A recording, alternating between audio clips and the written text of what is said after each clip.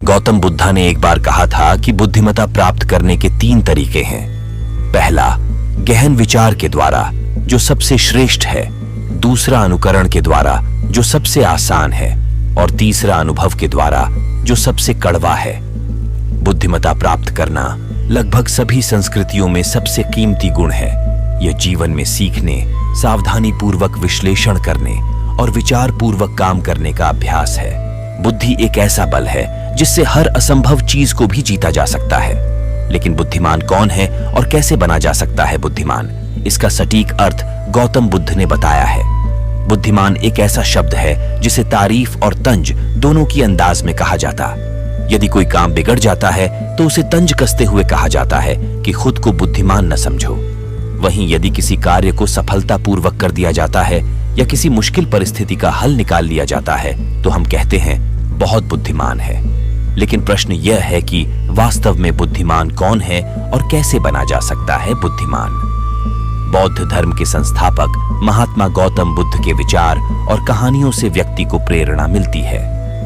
गौतम बुद्ध के जीवन से जुड़ी ऐसी एक नहीं बल्कि कई कहानियां हैं जिससे कई समस्याओं का हल मिलता है। इन्हीं में एक है बुद्धिमान होने के तरीके, जिसमें गौतम बुद्धा ने बताया है कि हमें क्या करना चाहिए जिससे हम और हमारे बच्चे बुद्धि प्राप्त कर सकें, जिससे जीवन आसान तरीकों से जिया जा सके। शुरुआती मस्तिष्क का विकसित करें। क्या आपको याद है जब आपने संग्रहालय में डायनासोर की हड्डियां पहली बार देखी थीं? या जब आपने पहली बार स्वादिष्ट सेब खाया था? उस पल आपका मस्तिष्क थोड़ा सा विस्तारित हुआ था और आप थोड़े अधिक बुद्धिमान हो गए थे। बौद्ध संकल्पना में प्रारंभ करने वाले मस्तिष्क का अर्थ है एक व्यक्ति का दृष्टिकोण जो बस शुरू ही कर रहा हो, नई चीजें सीखने के आश्चर्य से भरा हुआ और इनके द्वारा फिर से नवीनीकृत होने की चुनौतियों का सामना करने वाला।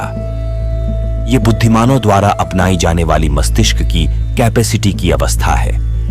किसी स्थिति पर पूर्व निर्णय लेने के बजाय अपने मस्तिष्क को खुला रखें और खुद से कहें, मुझे नहीं पता कि किस चीज की उम्मीद करनी चाहिए।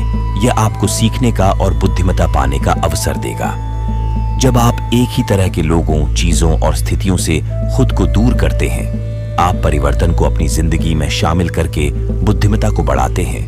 नए विचारों से किसी व्यक्ति को अपने से ऊंचा या नीचा ना समझें। ज्यादा से ज्यादा सवाल पूछें। सीखना इस बात से रुकता नहीं है कि आपने स्कूल या कॉलेज की शिक्षा पूरी कर ली है या आपके बच्चे हैं और आपके पास उन्हें सिखाने के लिए बहुत अनुभव है। चाहे आप सबसे ऊंचे स्तर पर शिक्षक हों या अपने क्षेत्र के विशेषज्ञ हों, आपकी शिक्षा पूरी नहीं हुई है, क्योंकि बड़े बुजुर्गों ने कहा है कि सीखना बंद तो जिंदगी में जीतना बंद। अगर हम नई चीजों और परिस्थितियों के बारे में सीखना बंद कर देंगे तो हमारा जिंदगी में आगे बढ़ना और सफल होना रुक जाता है। एक बुद्धिमान व्यक्ति अपनी प्रेरणाओं पर सवाल उठाता है, व्यापक रूप से स्वीकार किए ज्ञान पर प्रश्न करता है और लापरवाही के पलों में प्रश्न उठाना पसंद करना सीखता है, क्योंकि एक बुद्धिमान व्यक्ति जानता है कि कब सीखने का समय है। जीवन हम जिन परिस्थितियों से गुजरते हैं उनका मिश्रण बनना है। लोग वहां असफल होते हैं जब वे एक परिस्थिति का चुनाव करना और उसी में रहना चाहते हैं। यह एक तरीके से मृत्यु। अपने शिक्षकों और समाज से सीखें। ऐसे लोगों को तलाशें जिनका आप सम्मान करते हो और जो उन मूल्यों और आदर्शों का प्रतिनिधित्व करते हो जो बुद्धिमत्ता का अनुसरण करते हैं। ऐसे लोगों को तलाशें जो आपके लिए रुचिकर और महत्वपूर्ण काम करते हो।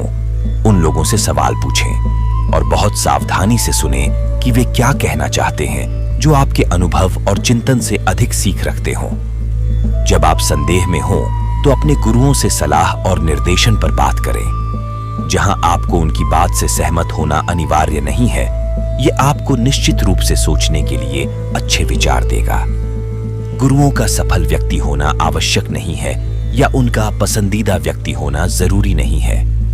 आप जिस सबसे बुद्धिमान व्यक्ति को जानते हैं वह किसी विषय का विशेषज्ञ होने की जगह एक बारटेंडर भी हो सकता है। सबके अंदर बुद्धिमत्ता पहचानना सीखिए। दार्शनिकों और सामाजिक टीकाकारों का लेखन पढ़ें, कॉमिक्स पढ़ें, ऑनलाइन या मोबाइल डिवाइस पर पढ़ें। एक पुस्तकालय कार्ड का इंतजाम करें, समकालीन कविता पढ़ें। कुछ ऐसा पढ़ें कि आपका जीवन इस पर निर्भर हो और जिन चीजों पर आप पढ़ते हैं या दूसरों से बात करते हैं उन पर अपना मत बनाएं। अपनी रुचि के अनुरूप विशेष क्षेत्रों को चुनें, चाहे वो आपकी नौकरी हो, व्यापार हो या शौक हो। दूसरों के अनुभव के बारे में पढ़ें और सीखें कि दूसरे लोगों ने आपकी संभावित भविष्य में आ सकने वाली स्थिति को कैसे निपटाया था। शुरुआत धीरे धीरे करें। दिन में कम से कम एक बार रुक जाएं, ताकि आप स्वयं को आराम करने और मस्तिष्क को जल्दी में प्रवेश करने से रुकने का समय दे सकें। लगातार व्यस्त रहना और स्वयं के पूर्ण न होने की निरंतर चिंता करते रहना आपको कार्यस्थल पर आदर्श तो बना सकता है, पर यह आपको बुद्धिमान नहीं बनाता। रुकिए, ठहर जाइए और धैर्यवान परिप्रेक्ष्य आपके लिए जो लाता है उसे आत्मसात करिए। अपने समय को चिंतन से भरिए। अपने खाली समय को भटकाव की बजाय कुछ सीखने में लगाइए। यदि आप टेलीविजन या वीडियो गेम्स में अपना खाली समय बिताते हैं तो टेलीविजन के स्थान पर 1 घंटे को पढ़ने में लगाएं या किसी प्राकृतिक चित्र को देखें और उसके अर्थ को समझने की कोशिश करें। इससे भी बेहतर होगा कि आप बाहर निकलें और किसी शांत स्थान पर चले जाएं। पहले सोचें और बाद में बात करें। किसी समूह में हमेशा अपना मत व्यक्त करना या कोई योगदान देना सिर्फ इसलिए आवश्यक नहीं है कि आप ऐसा कर सकते हैं। बुद्धिमान लोगों को अपनी बुद्धिमता हमेशा साबित करने की जरूरत नहीं होती। यदि आपका मत आवश्यक है तो दें। एक पुरानी कहावत के अनुसार सबसे अच्छा समुराई अपनी तलवार को म्यान में जंग लगने देता है। यह कहने का अर्थ यह बिल्कुल नहीं है कि आप समाज से स्वयं को दूर कर लें या कभी ना बोलें। इसकी बजाय दूसरों के प्रति आशावादी बने और अच्छे श्रोता बने। सिर्फ इसलिए अपने बोलने की बारी का इंतजार ना करें कि आप कमरे में सबसे बुद्धिमान व्यक्ति हैं। यह बुद्धिमता नहीं बल्कि अहंकार है। अपने शिक्षकों और समाज से सीखें। ऐसे लोगों को तलाशें जिनका आप सम्मान करते हो और जो उन मूल्यों और आदर्शों का प्रतिनिधित्व करते हो जो बुद्धिमता का अनुसरण करते हैं। ऐसे लोगों को तलाशें जो आपके लिए रुचिकर और महत्वपूर्ण काम करते हो। उन लोगों से सवाल पूछें और बहुत सावधानी से सुनें कि वे क्या कहना चाहते हैं, जो आपके अनुभव और चिंतन से अधिक सीख रखते हो। जब आप संदेह में हो तो अपने गुरुओं से सलाह और निर्देशन पर बात करें। जहां आपको उनकी बात से सहमत होना अनिवार्य नहीं है, यह आपको निश्चित रूप से सोचने के लिए अच्छे विचार देगा। गुरुओं का सफल व्यक्ति होना आवश्यक नहीं है या उनका पसंदीदा व्यक्ति होना जरूरी नहीं है। आप जिस सबसे बुद्धिमान व्यक्ति को जानते हैं वह किसी विषय का विशेषज्ञ होने की जगह एक बारटेंडर भी हो सकता है। सबके अंदर बुद्धिमता पहचानना सीखिए। दार्शनिकों और सामाजिक टीकाकारों का लेखन पढ़ें, कॉमिक्स पढ़ें, ऑनलाइन या मोबाइल डिवाइस पर पढ़ें। एक पुस्तकालय कार्ड का इंतजाम करें। समकालीन कविता पढ़ें। कुछ ऐसा पढ़ें कि आपका जीवन इस पर निर्भर हो और जिन चीजों पर आप पढ़ते हैं या दूसरों से बात करते हैं उन पर अपना मत बनाएं। अपनी रुचि के अनुरूप विशेष क्षेत्रों को चुनें, चाहे वो आपकी नौकरी हो, व्यापार हो या शौक हो। दूसरों के अनुभव के बारे में पढ़ें और सीखें कि दूसरे लोगों ने आपकी संभावित भविष्य में आ सकने वाली स्थिति को कैसे निपटाया था। यह सोचना गलत है कि बुद्धिमता सबसे ऊपर है।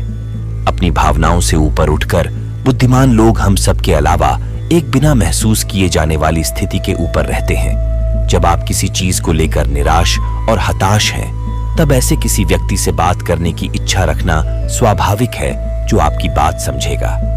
स्वयं को ऐसे लोगों से घेर लीजिए जो अपनी इच्छा से हेल्पफुल हों और आपकी बात सुनना चाहें। तो आप उनके प्रति खुले रहें और वो आपके प्रति खुले रहेंगे।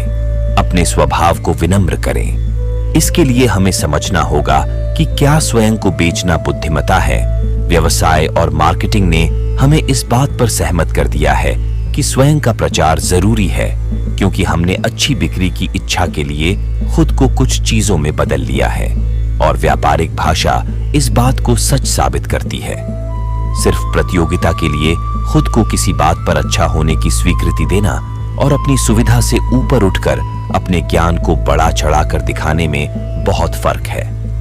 विनम्र होना स्वयं को कम आंकना नहीं होता, बल्कि यह स्वयं में अच्छे और सक्षम गुणों के प्रति यथार्थवादी होना है। इसके द्वारा लोग जान पाएंगे कि इन गुणों की वजह से वो आपके साथ एक विश्वास भरा रिश्ता रख सकते हैं। विनम्र होना बुद्धिमानी है, क्योंकि ये आपके व्यक्तित्व को उभारता है। विनम्रता यह भी सुनिश्चित करती है कि आप दूसरों की क्षमताओं से चिढ़ने के बजाय उनका सम्मान करते हैं। अपनी स्वयं की सीमाओं को स्वीकार करना और अपनी ताकत को बढ़ाने के लिए दूसरों की ताकत से जुड़ पाना बहुत बड़ा गुण है। दूसरों के लिए उपस्थित रहे। बुद्धिमान लोगों को गुफाओं में रहना और एकांत में रहकर बड़ी बड़ी दाढ़ी रखना जरूरी नहीं है। दूसरों की सहानुभूति प्राप्त करने के लिए अपनी बुद्धिमत्ता को बांटें। एक गुरु और शिक्षक के रूप में आप लोगों को महत्वपूर्ण सोच, भावनाओं को आत्मसात करना, जीवन भर सीखने की इच्छा से प्रेम भाव रखना और खुद पर विश्वास रखना सिखा सकते हैं। अपने अनुभव और बुद्धि को दूसरों के विरुद्ध इस्तेमाल करने के लालच से बचें। ज्ञान का अर्थ बांटना है ना कि जमा करना, और बुद्धि तभी विकसित होगी जब वो हर किसी के विचारों का सामना करेगी, चाहे आपका सामना उससे किसी भी तरह क्यों ना हो।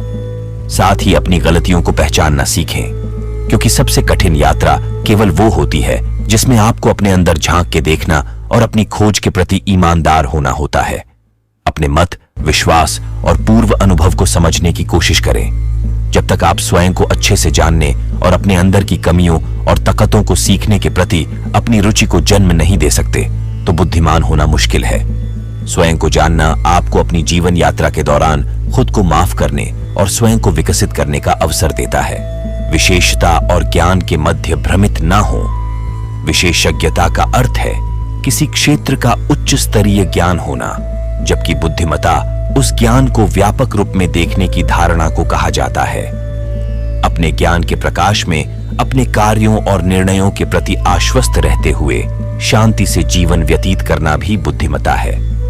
बुद्धिमत्ता का एक अर्थ स्वयं के लिए जिम्मेदार होना भी है, क्योंकि केवल आप जान सकते हैं कि आप कौन हैं और अपने अंतिम चुनावों के लिए केवल आप ही जिम्मेदार हो सकते हैं। यदि आप वर्षों से स्वयं के बजाय किसी और के मापदंडों के अनुसार जो सही था वो करते आ रहे हैं, तो आप स्वयं के प्रति जिम्मेदार नहीं बन रहे। ऐसी नौकरी बदल दें जहां कोई आपकी प्रतिभा को नहीं पहचानता, और ऐसी जगह काम करें जहां लोग आपके अंदर की प्रतिभा को पहचाने। ऐसी किसी जगह जाएं जहां आप आराम महसूस करें। अपनी आजीविका अर्जित करने के लिए ऐसी जगह की तलाश करें जहां आपको अपनी संवेदना, परवाह और रुचियों से समझौता न करना पड़े।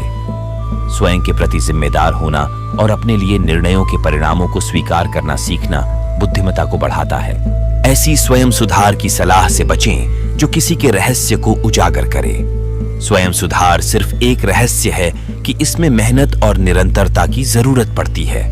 इसके अलावा आप सीमाओं पर बहस कर सकते हैं, किंतु आप व्यक्तिगत आत्मविश्लेषण और आत्मचिंतन काम करने की मस्तिष्क की वास्तविकता नहीं बदल सकते। ये स्वीकार करें कि आप सब कुछ नहीं जान सकते, क्योंकि दशकों लंबे समय से सीखने और आत्मचिंतन के बाद भी सबसे बुद्धिमान लोग लंबे समय से यही समझते हैं कि वो बहुत कम जानते हैं। आप जितना ज्यादा लोगों, चीजों और घटनाओं पर सोचेंगे, ये उतना ही साफ होगा कि आप जो जानते हैं उससे कहीं ज्यादा बातें जानने के लिए हैं, और आप जो जानते हैं वह ज्ञान का एक बहुत ही छोटा सा हिस्सा है। अपने ज्ञान की सीमाओं को स्वीकार करना बुद्धिमत्ता के लिए सबसे महत्वपूर्ण है। अपने जीवन को सरल बनाएं। कई लोगों के लिए जीवन में अर्थ की भावना निर्मित करने का तरीका है बहुत ज्यादा व्यस्त हो जाना और काम से लेकर प्रेम तक हर चीज को जटिल बना लेना। जटिलता एक व्यक्ति को महत्वपूर्ण और वांछित महसूस करवा सकती है, परंतु यह बुद्धिमत्ता नहीं है। इसके बजाय यह स्वयं को खुद से और जीवन के उन मुद्दों से भटकाना है जो वास्तव में महत्वपूर्ण है, जैसे जीवन का उद्देश्य और जीवन क्या है, इस पर स्वयं से प्रश्न करना। जटिलता चिंतन को आपसे दूर कर देती है और आपको विशेषता के रहस्य का शिकार बना सकती है और चीजों को जरूरत से अधिक कठिन बना देती है। सरलता बनाए रखें, जिससे बुद्धिमत्ता विकसित होगी। आप कुछ निर्णयों पर शंका करेंगे, क्योंकि आपके निर्णय उतने ही सही होंगे जितनी आपकी तर्क शक्ति होगी। कई बार आप जो सोचते हैं बिल्कुल सही नहीं होता, पर निर्णय लिए बिना आप उन चीजों को नहीं प्राप्त कर सकते जो आप चाहते हैं।